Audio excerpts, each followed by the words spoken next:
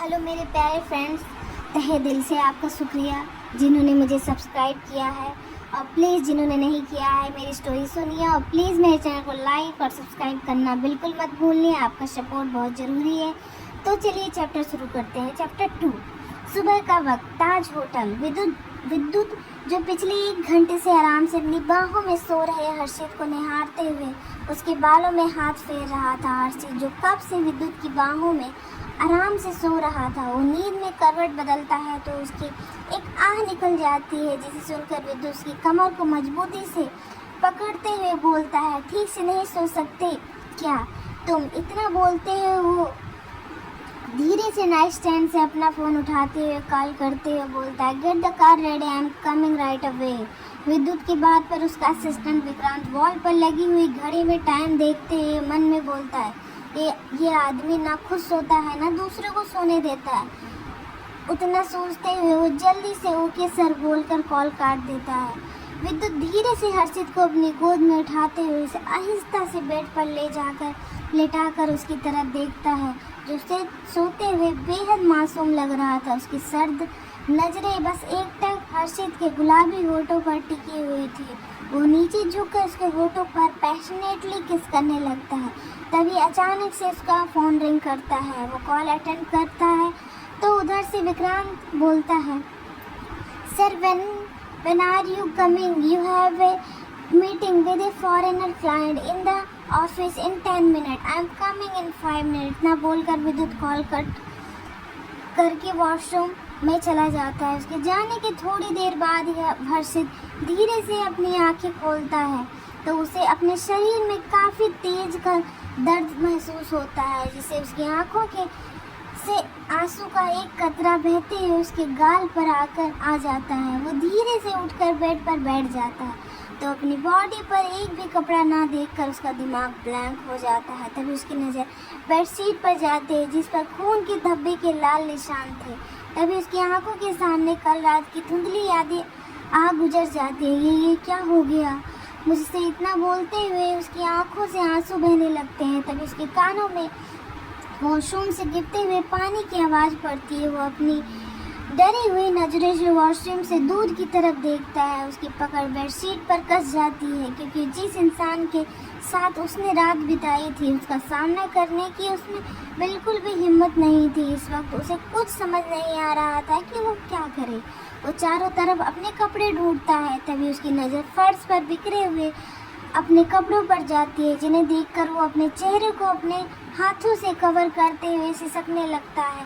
थोड़ी देर बाद वो अपने कपड़े पहनने के लिए जैसे ही बेड से नीचे उतरता है तो एक बार फिर से उसे अपने शरीर में तेज दर्द महसूस होता है, जिसमें बेड से उठने तक की हिम्मत नहीं थी। फिर भी वो ज़बरदस्ती बेड से नीचे उतरते हुए अपने कपड़े पहन लेता है और धीरे कदमों से रूम से बाहर निकल जाता है। उसके जाने की थोड़ी देर बाद ही विद्युत अपने कमर पर टॉवल लपेटे हुए वॉशरूम से बाहर निकलते हुए बोलता है, बच्चा चलो तुम्हें शावर लेने में हेल्प कर। इतना बोलते हुए उसकी नज़र बेड पर जाती है तो हर्षित को वहां ना देखकर उसका चेहरा काला पड़ जाता है। वो क्लोजेट रूम में जाकर देखता है तो वहां भी नहीं था। धीरे धीरे उसकी आंखें सर्द हो जाती है। थोड़ी देर बाद वो एक किंग साइज चेयर पर बैठा हुआ था और अपने हाथ में पकड़ी हुई नाइफ को एक गार्ड के मुंह पर फिराते हुए बेहद खतरनाक आवाज़ में बोलता है, मेरे रूम के बाहर तुम थे ना? उसकी आवाज़ सुनकर वो गार्ड कांप जाता है। उसकी कुछ बोलने की हिम्मत नहीं हो रही थी। वो विद्युत गुस्से में नाइफ को उसके चेहरे में धंसते हुए बोलता है, तुम्हें अच्छे से पता है मैं अपनी बात दोबारा नहीं दोहराता। हम बोलो तुम ही थे ना पूरी रात भर? जी जी जी जी बॉस। उस गार्ड की बात पर विद्युत उसके गले को मजबूती से दबाते हुए बोलता है, तो जब मेरा बच्चा इस रूम से बाहर गया था तो तुम्हें क्यों खबर नहीं हुई? विद्युत की बात पर विक्रांत अपने मन में बोलता है, क्या बच्चा? बॉस ने कोई बच्चा अडॉप्ट कर लिया? इतना बोलते हुए उसे खुद पर किसी की नज़रों का स्पर्श महसूस होता है। अचानक ही उसकी नज़र विद्युत की नज़रों से जाकर मिलती है, जो अपनी खतरनाक नज़रों से उसे ही घूर रहा था। जो लड़का पूरी रात भर मेरे साथ मेरे रूम में था, अगर उसे एक भी खरोच आई या फिर उसे किसी ने भी नज़र भर के देखा तो उसकी रूह उसके शरीर से खींच लूंगा मैं। पता करो उसके बारे में, ढूंढ कर लेकर आओ उसे किसी भी कीमत पर। मुझे मेरा बच्चा मेरे पास चाहिए, वरना तुम लोगों की खैर नहीं, तुम्हें लोगों को जान से मार डालूंगा मैं। और तुम्हें तो सजा मिलनी चाहिए, वह तो मिलेगी ही। विद्युत अपने होठों पर मुस्कान लिए उस गार्ड की तरफ देखते हुए बोलते हुए नाइफ को उसकी गर्दन के आर पार कर देता है। वो अपने ओवरकोट को पहनते हुए खुद से बोलता है, मुझसे दूर जाने की सज़ा तो तुम्हें मिलकर रहेगी बेबी। इतना बोलते हुए वो उस रूम से बाहर निकल जाता है। वहीं दूसरी तरफ हर्षित मुश्किल से अपने अपार्टमेंट पहुंचता है। वो जल्दी से अपार्टमेंट के अंदर जाकर उसका डोर बंद कर देता है। तभी उसकी नज़र वेद पर पड़ती है, जो परेशानी में किसी से कॉल पर बात कर रहा था। वेद आवाज़ सुनकर पीछे मुड़कर देखता है तो हर्षित को वहां देखकर वो जल्दी से उसके पास जाकर बोलता है, हर्षित तुम ठीक हो? और कहाँ चले गए थे कल रात? मैं तुम्हें कब से ढूंढ रहा हूँ। हर्षित उसकी बात का जवाब दिए बिना उसे मजबूती से गले लगाते हुए रोने लगता है। उसके ऐसा करते ही वेद परेशान हो जाता है। वो उसके आंसुओं को साफ करते हुए बोलता है, क्या हुआ, तुम रो क्यों रहे हो? और कल रात कहाँ चले गए थे? कहीं फिर पृथ्वी ने तुम्हें कुछ कहा? ये सुनकर हर्षित अपना सिर ना में हिला देता है, जिसे देखकर वेद उसके चेहरे को पकड़ते हुए बोलता है, तो फिर तुम रो क्यों रहे थे? हर्षित अपने चेहरे को अपने हाथों में भरकर रोते हुए बोलता है, वेद मुझे बहुत बड़ी गलती हो गई। ये सुनकर वेद बोलता है, गलती हो गई? कैसी गलती हो गई? साफ साफ बताओ क्या हुआ है। मैंने अपनी वर्जिनिटी इतना बोलते हुए हर्षित कल रात के बारे में सब कुछ वेद को बता देता है। तुम्हें पता है वो इंसान कौन है? ये सुनकर हर्षित उसे कस के गले लगाते हुए उसके शर्ट को मजबूती से अपनी मुट्ठी में भरकर रोते हुए बोलता है, इससे क्या फ़र्क पड़ता है वो इंसान कौन है था कौन नहीं, बस मेरी एक गलती की वजह से सब कुछ बर्बाद हो गया। बस कुछ इतना बोलते हुए हर्षित उसकी गोद में बेहोश हो जाता है। वेद उसकी गाल को थपथपाते हुए बोलता है, हर्षित आंखें खोलो। उसकी बात सुनकर भी हर्षित कोई रिएक्ट नहीं करता, जिसे देखकर उसकी आंखें नम हो जाती है। उसकी ऐसी हालत देखकर वेद की आंखों में भी आंसू आ जाते हैं। उसका दोस्त आज कितने दर्द में है और वो कुछ भी नहीं कर सकता। वेद आराम से हर्षित को खड़ा करता है तो हर्षित अपने दर्द भरी आवाज़ में बोलता है, वेद मुझे बहुत दर्द हो रहा है, प्लीज़ मुझे पेन किलर दे दो। वेद सबसे पहले हर्षित को आराम से सोफे पर बिठाता है, फिर उसे पेन किलर देने के बाद वो उसे सुला देता है। करीब 2 घंटे बाद हर्षित सोफे पर चुपचाप बैठा हुआ था, तभी उसका फ़ोन रिंग करता है। वो कॉल अटेंड करता है तो उधर से हर्षित के डैड विनोद अरोड़ा बोलते हैं, कैसे हो तुम?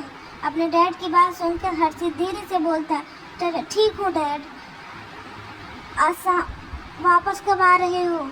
क्यों, कोई काम था? हर्षित की बात पर विनोद बोलते हैं, क्योंकि मैंने तुम्हारी खुशी के साथ सगाई तय कर दी है। हर्षित जो पहले से ही मुश्किल से खुद को संभाल पा रहा था, अपने डैड की बात सुनकर उसके हाथ से फ़ोन छूटकर फर्श पर गिर जाता है। उसकी आंखों से आंसू का एक कतरा बहते हुए उसके गाल पर लुढ़क जाता है। हर्षित फ़ोन उठाकर बोलता है, पर मैं अभी शादी नहीं करना चाहता, मुझे अपनी स्टडी कंप्लीट करनी है पहले, और आपने बिना मेरी मर्जी की मेरी सगाई कैसे तय कर दी? और आपने मुझसे एक बार भी पूछना ज़रूरी नहीं समझा?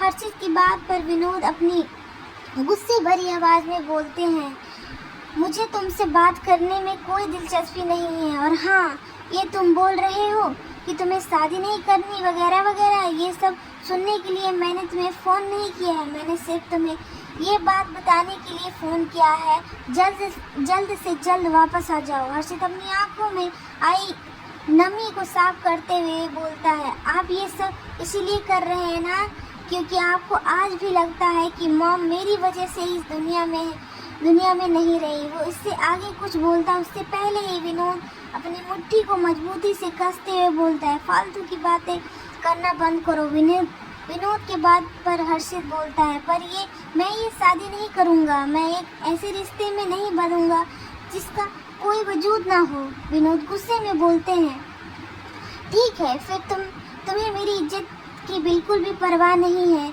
तो मैंने अब तक जितने भी तुम्हारे ऊपर एहसान किए हैं उन सब की कीमत चुकाओ। तुम्हारी वजह से मैंने अपना सब कुछ खोने के बाद भी तुम्हें अपना नाम दिया, तुमसे मुंह नहीं फेरा। उन सब एहसान की कीमत अदा करो मुझे। विनोद की बातें सुनकर हर्षित की आंखों से आंसू रुकने का नाम ही नहीं ले रहे थे। इस वक्त उसे अपने दिल के हजारों टुकड़े होते हुए महसूस हो रहे थे। उसे इस बात की बिल्कुल भी उम्मीद नहीं थी कि उसके खुद के डैड उससे ऐसी बातें करेंगे। विनोद का कहा गया हर एक शब्द उसके दिल को हजार टुकड़ों में बिखेर रहा था। आज सच में वो खुद को बहुत बेबस महसूस कर रहा था। वो खुद को नॉर्मल रखने की कोशिश करते हुए बोलता है, आज आपने सच में साबित कर दिया कि आप मुझसे कितनी नफरत करते हैं। और हाँ, आपने जैसा कहा है मैं बिल्कुल वैसा ही करूँगा। इतना बोलकर वो कॉल कट कर देता है। तभी वेद किचन से बाहर आते हुए बोलता है, क्या हुआ, किसका कॉल था? डैड ने मेरी सगाई तय कर दी है। उसकी बात पर वेद हैरान होते हुए बोलता, व्हाट, क्या बोल रहे हो तुम? हाँ, मैं सच बोल रहा हूँ। एक पल में सब कुछ पलट गया। पता नहीं किसी इंसान के साथ मैंने रात बिताई और अब एक ऐसी लड़की के साथ मेरी सगाई तय कर दी गई है जिसे मैं पसंद ही नहीं करता। ये सुनकर वे जल्दी से सोफे पर बैठते हुए बोलता है, तो तुम अपने डैड से बात करके मना क्यों नहीं कर देते? विनीत का जिक्र सुनकर एक बार फिर से हर्षित के जहन में विनीत की कही गई बातें गूंज जाती है, जिसे याद करते ही उसकी आंखों में एक बार फिर से पानी भर जाता। वो अपने आंसू भरी नज़रों से उसकी तरफ देखते हुए बोलता है, डैड नहीं मानेंगे। हर्षित की बातें सुनने के बाद वे गुस्से भरी आवाज़ में बोलते हैं, तुम्हारे डैड वास्तव में इतना गिर जाएंगे मैंने कभी नहीं सोचा था। हर्षित का अपार्टमेंट। वेद की बात सुनकर हर्षित कुछ नहीं बोलता तो वेद हर्षित की तरफ देखते हुए बोलता है, हर्षित तुम अपने डैड से बात करके देखो, शायद वो मान जाए। हर्षित अपना सिर ना में हिलाते हुए बोलता है, उनसे बात करने का कोई फ़ायदा नहीं, उन्होंने मुझ पर किए हुए एहसानों की कीमत मांगी है। वेद, मुझे अपने कानों पर यकीन नहीं हो रहा है कि मेरे खुद के डैड मुझसे इतनी नफरत करते हैं। इतना बोलते हुए उसकी आंखों से लगातार आंसू बहते हुए नीचे फर्श पर गिर रहे थे। हर्षित को रोता हुआ देखकर वेद उसे गले लगाते हुए बोलता है, हर्षित रोना बंद करो, तुम्हारी तबीयत खराब हो जाएगी। हर्षित वेद को मजबूती से गले लगाते हुए बोलता, मैं पहले कम दर्द में था, अब मुझे ऐसे फोर्स किया जा रहा है, मैं चाह कर भी कल की बातें नहीं भूल पा रहा हूँ। मुझे अपने पूरे शरीर में उस शख्स के छुअन का एहसास हो रहा है और ये छुअन मुझे बार बार उस शख्स की याद दिला रही है।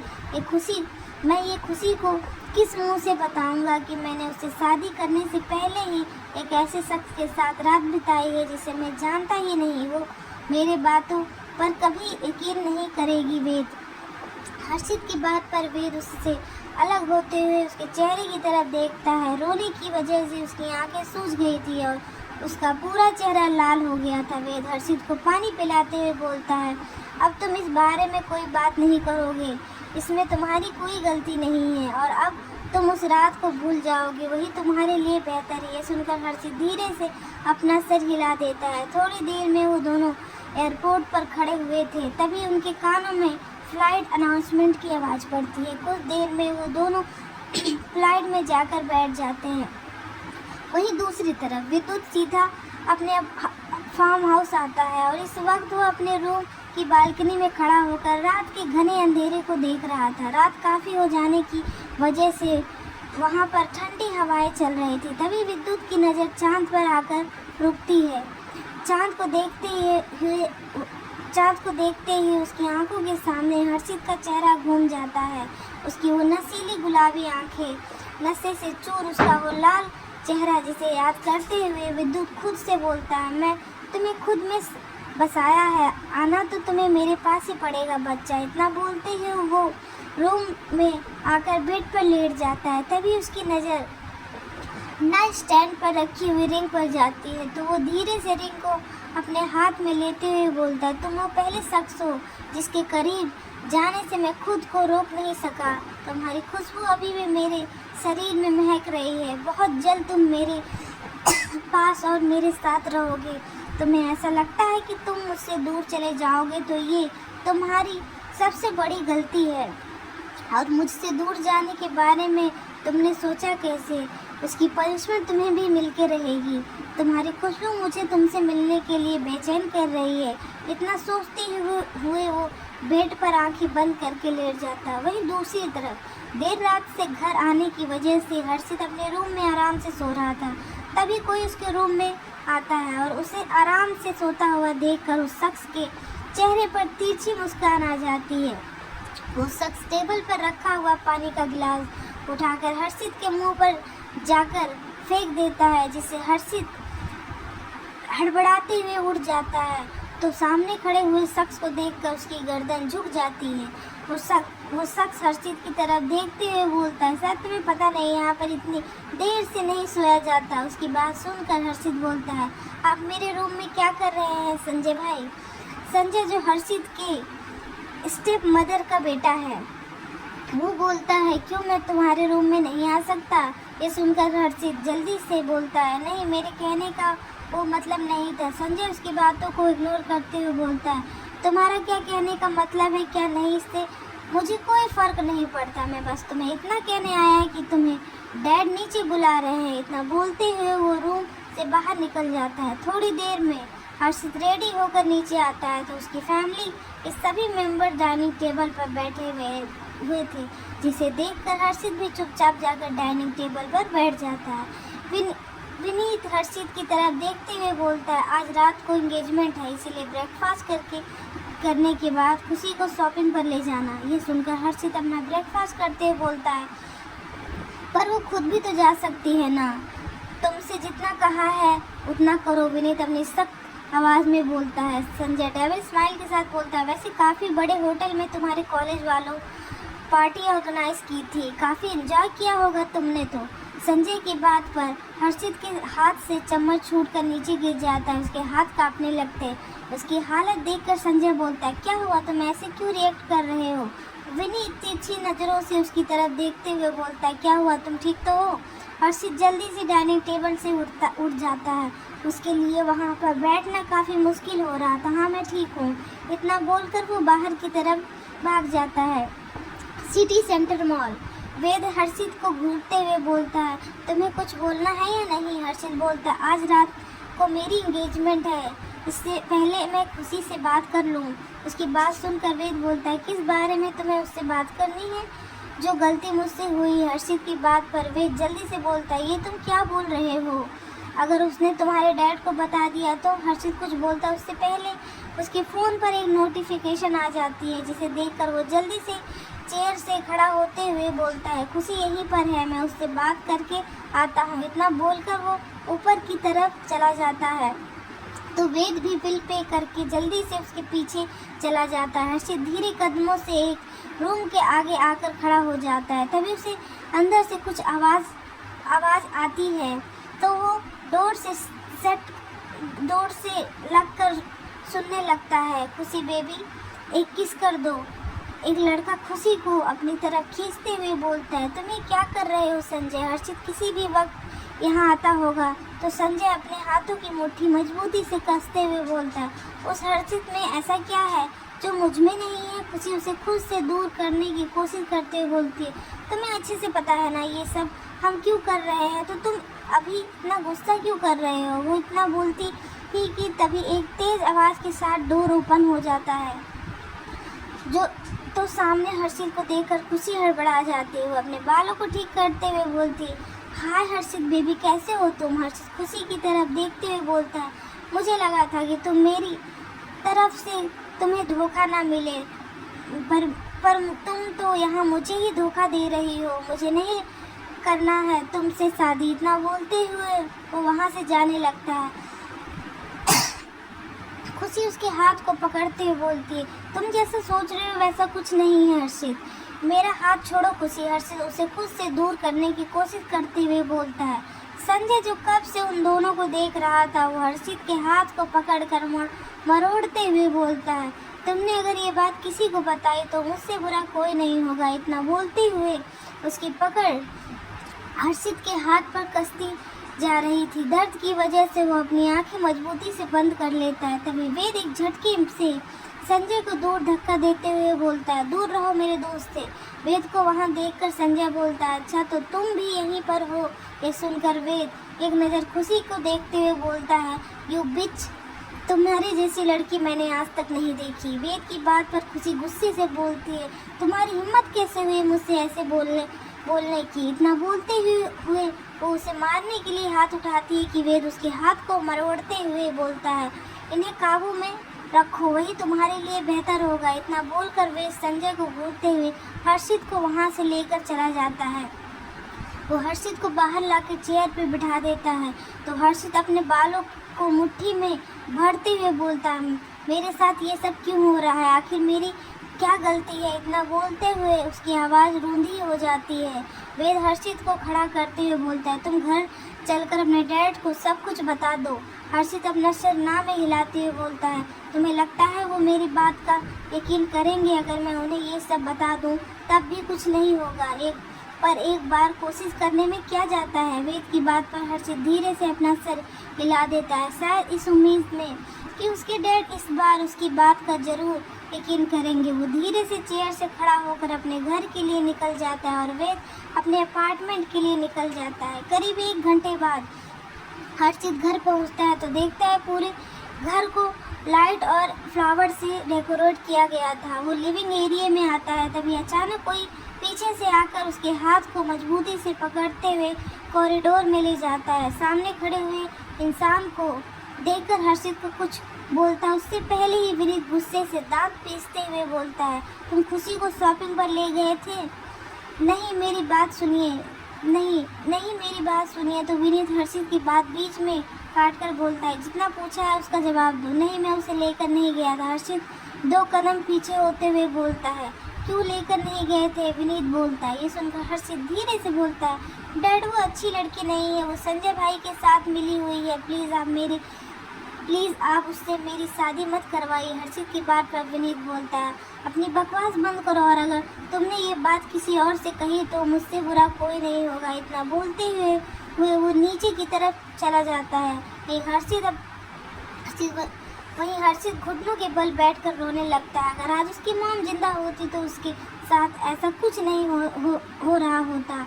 उसे इस बात की पूरी उम्मीद थी कि उसके डैड उसकी बात पर जरूर यकीन करेंगे, पर अब वो उम्मीद भी टूट गई है। इतना सोचते हुए उसकी आंखों से लगातार आंसू बह रहे थे। वहीं दूसरी तरफ विद्युत स्टडी रूम में बैठा हुआ सिगरेट की कस भर रहा था। इस वक्त उसकी नजरें अपने लैपटॉप स्क्रीन पर बनी हुई थी। तभी स्टडी रूम का डोर ओपन होता है और विक्रांत भागते हुए अंदर आता है। बस वो हर्षित। कौन हर्षित? विद्युत अपनी आईब्रो चढ़ाते हुए बोलता है, सर आपने जिसकी इंफॉर्मेशन निकालने को कहा था। इतना बोलते हुए वो एक फाइल उसके आगे रख देता है। तभी विद्युत की नज़र फाइल पर जाती है, जिसे देखकर वो खुद से बोलता है, ओह तो तुम्हारा नाम हर्षित है बेबी। इतना बोलते हुए वो धीरे से उसकी फ़ोटो को छू लेता है जो फाइल में लगी हुई थी। वहीं विक्रांत जो अपने माथे पर आए हुए पसीने को साफ कर रहा था, तुम अभी कुछ बोल रहे थे? विद्युत सर्द आवाज़ में बोलता है। उसकी सर्द आवाज़ सुनकर विक्रांत डरते हुए बोलता है, आज हर्षित सर की एंगेजमेंट है। यह सुनकर विद्युत का चेहरा काला पड़ जाता है, उसकी आंखें लाल हो जाती है।